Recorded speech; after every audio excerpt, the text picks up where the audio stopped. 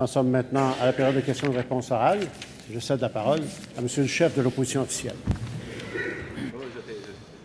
Monsieur le Président, depuis 2 ans et demi, on discute du déficit de compassion du gouvernement libéral. La protectrice du citoyen, les organisations communautaires, les syndicats, les citoyens eux-mêmes, les avocats disent que l'ampleur des compressions imposées aux Québécois est démesurée. Hier, on a eu le chiffre, Monsieur le Président.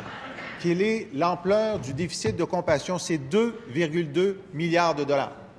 2,2 milliards de compression en plus du déficit zéro. 2,2 milliards de compression qui fait dire à M. Jean-Pierre Ménard, on est à la limite de la maltraitance dans certains CHSLD. Il reçoit 6 ou 7 appels par semaine concernant des problèmes de nourriture, d'hygiène, de bain ou de manque d'activité. La protectrice du citoyen a dit que ça fait mal aux citoyens l'austérité. Mal combien? Mal 2,2 milliards. Je pose 2 questions au premier ministre. Quand a-t-il su, au cours de la dernière année, qu'il coupait davantage que ce qui était nécessaire pour son objectif de déficit zéro? Et lorsqu'il l'a su, pourquoi n'a-t-il pas dit « ça suffit de couper les bains, ça suffit les patates en poudre, ça suffit de faire coucher des dames sur leurs chaises roulantes parce qu'ils n'ont pas les soins à domicile nécessaires ». Pourquoi il n'a pas dit ça?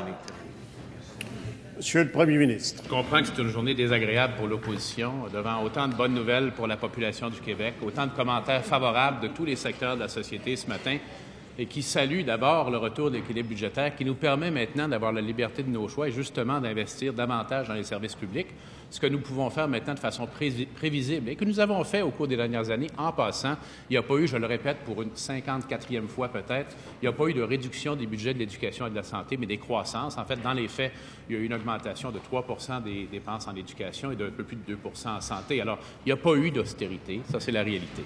Deuxièmement, c'est très injuste de se targuer ou de se taxer les uns les autres de manque de compassion. On est tous animés par la même compassion, sinon on ne serait pas ici.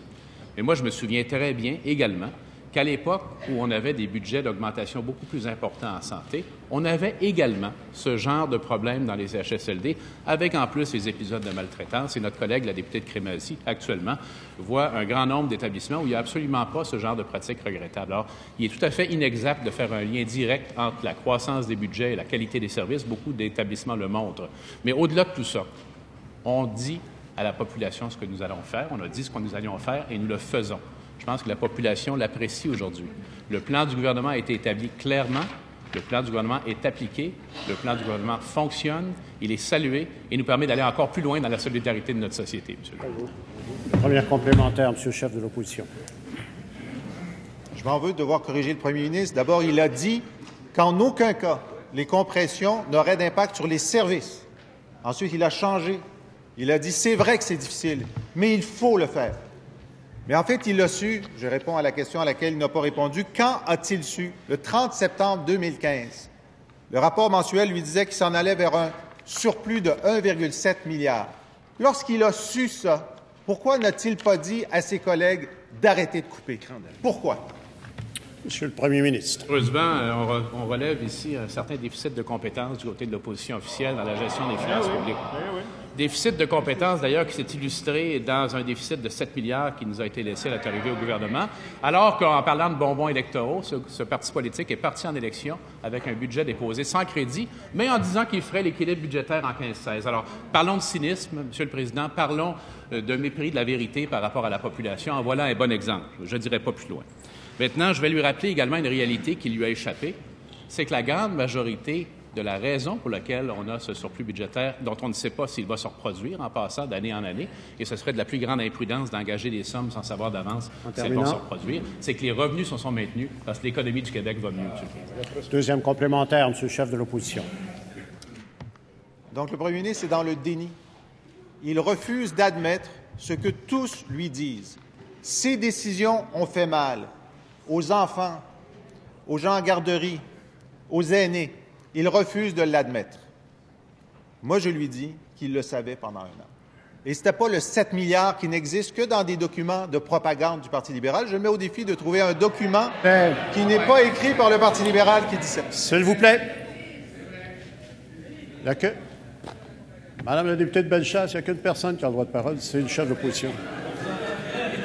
Il savait qu'il avait un surplus. Il a dit « Continuez de couper, ça ne fait pas assez mal. » Monsieur le Premier ministre. Bien, on vient d'apprendre que les opinions du vérificateur général sont de la propagande, Monsieur le Président. Ça nous conforte avec d'autres opinions de ce parti politique sur certaines de nos institutions ces jours-ci.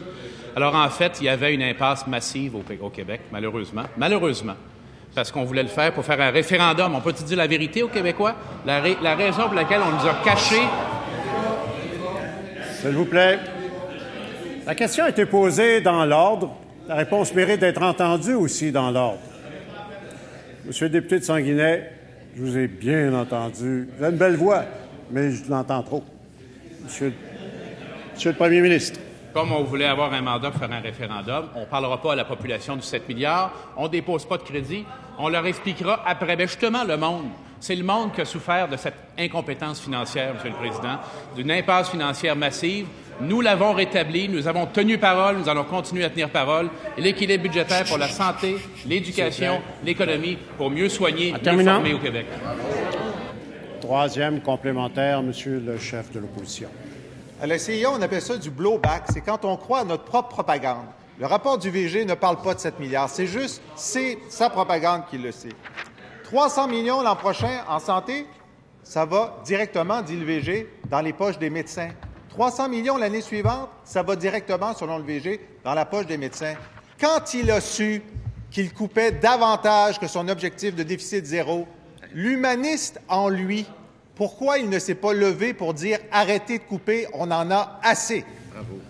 Monsieur le Premier ministre. Parce que l'humaniste en moi, justement, veut envoyer un message aux équipes du réseau de la santé et de l'éducation qu'elles pourront maintenant, ces équipes, planifier sur plus qu'1 an ou 6 mois. Pour les prochaines années, on sait qu'elles vont être financées pour lancer des projets d'amélioration de qualité de service aussi en éducation et la santé. Et c'est le contraire de l'humanisme. Tiens, c'est le contraire du progressisme, d'être incapable de déposer des crédits, de laisser le Québec avec une impasse de plusieurs milliards de dollars qui condamne les services publics à la pauvreté. Et c'est encore pire quand on a l'objectif ultime de les appauvrir totalement, Monsieur le Président.